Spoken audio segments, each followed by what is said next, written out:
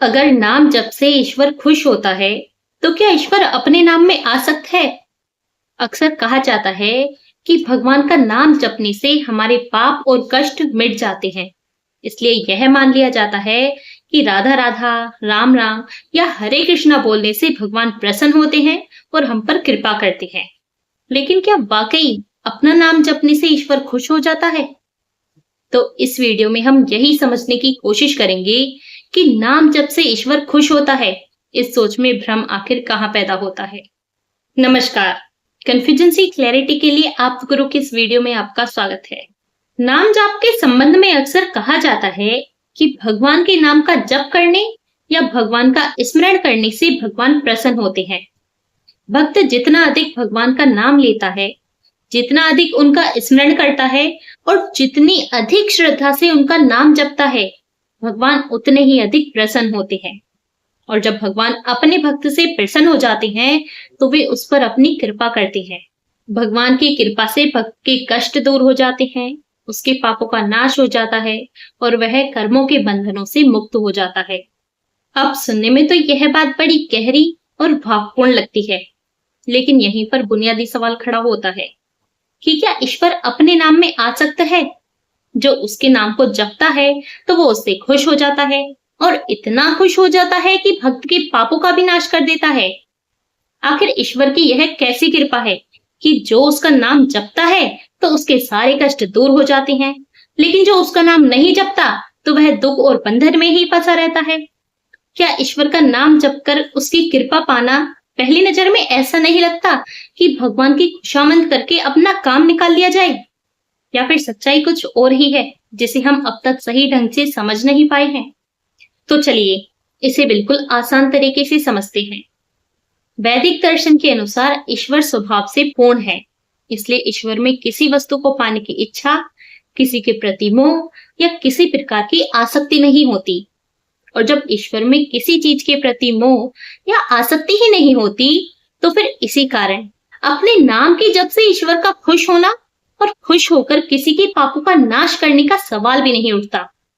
वैदिक दर्शन तर्क और विवेक के आधार पर चलता है, इसलिए वैदिक दर्शन के अनुसार जब ईश्वर को खुश करने के लिए नहीं किया जाता, बल्कि अपने मन को ईश्वर में टिकाने के लिए किया जाता है, ताकि मन इधर उधर ना दौड़े और एकाग्र होकर सरलता से ईश्वर का ध्यान किया जा सके।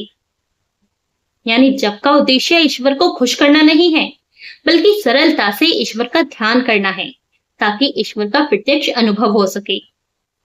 और इसी कारण ईश्वर अपने नाम के जप से खुश होता है और खुश होकर भक्त के पापों का नाश करता है। तो यह बात पूरी तरह जम नहीं पाती। अब यहाँ अक्सर एक आपत्ति उठाई जाती है कि शास्त्रों में तो नाम जाप से ईश्वर के प्रसन्न होने और पापों की नाश की बात आती है। उदाहरण के लिए भागवत पुराण का कहना है कि अजामिल नाम का एक व्यक्ति था, जिसके बेटे का नाम नारायण था। तो मरते समय अजामिल ने अपने बेटे नारायण को पुकारा और नारायण नाम लेते ही ईश्वर प्रसन्न हो गए और अजामिल के सारे पाप नष्ट कर दिए। तो देखिए, ईश्वर स्वभाव से सर्वज्ञ है और सबके मन की बात जानते हैं। तो क्या नारायण को यह नहीं पता था कि अजामिल अपने बेटे को पुकार रहा है या ईश्वर को पुकार रहा है? क्या इससे ईश्वर पर ना समझ होने का संदेह नहीं खड़ा हो जाता? आखिर यह कैसा ईश्वर प्रेम है जो कभी ईश्वर पर आसक्ति का संदेह खड़ा करवा देता है और कभी ना समझी का? शुद्ध भक्ति वास्तव में वही हो सकती है जिसमें ईश्वर से प्रेम किया जाए, पर ईश्वर पर कोई भी संदेह ना खड़ा हो पाए। और इसी कारण नाम जाप से ईश्वर खुश होता है और भक्त के पापों का नाश कर देता है।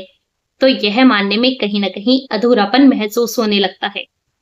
अब अगर आपको ऐसा लगता है कि बहुत कुछ सुनने समझने के बाद भी जीवन, सत्य और श्रम को लेकर कुछ सवाल अब भी बाकी हैं, तो फिर चीजों को थोड़ा और गहराई से समझने के लिए अगर आप चाहें तो इंस्टाग्राम पर हमारे ऑनलाइन सेशन से भी जुड़ सकते हैं। और अगर आपको इस तरह के विषयों को गहराई से समझना अच्छा लगता है, तो आप चैनल की दूसरी वीडियो भी देख सकते हैं। और अगर इस वीडियो ने आपको कोई नई समझ दी हो तो कमेंट में अपनी बात जरूर लिखिए। वीडियो पसंद आया हो तो लाइक करें, शेयर करें और अगर आपने अभी तक चैनल सब्सक्राइब नहीं किया है तो कन्फ्यूजेंसी क्लैरिटी की ऐसी ही और वीडियो देखने के लिए सब्सक्राइब जरूर करें। धन्यवाद, मिलते हैं अगली वीडियो में।